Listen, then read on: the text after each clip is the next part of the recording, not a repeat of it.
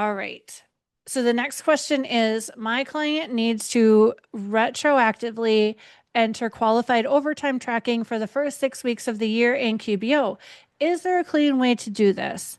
I've looked into it so much and I can't find any straight answers. Should they just add it to their next pay run, adjusting the qualified overtime box? Running a zero payroll to encompass the year-to-date totals doesn't seem to be working right, and adjusting prior payroll runs seems messy. That is a tough question to answer because I don't know that any payroll software really, uh, every payroll software that I'm aware of really brought in the whole qualified overtime tracking in. It really seems like at the last minute, and some software, it wasn't available for the first payroll runs of 2026.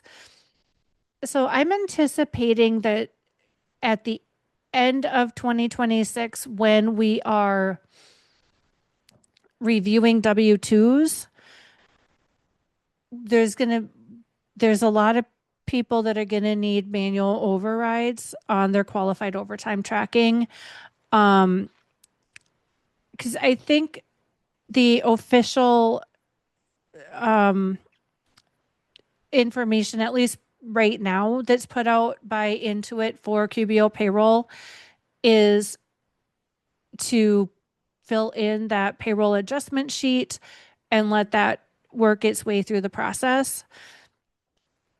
My thought on that is that we do, as soon as we can view the 2026 W-2s, we take a look at it.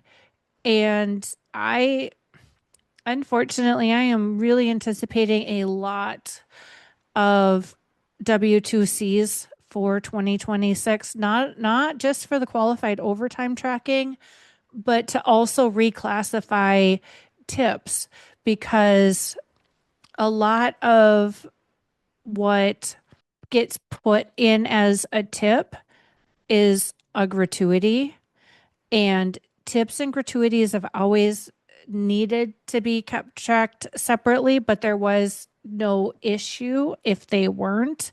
But now with the OB3 no tax on tips, it is very, very important that gratuities don't get mixed up with regular tips.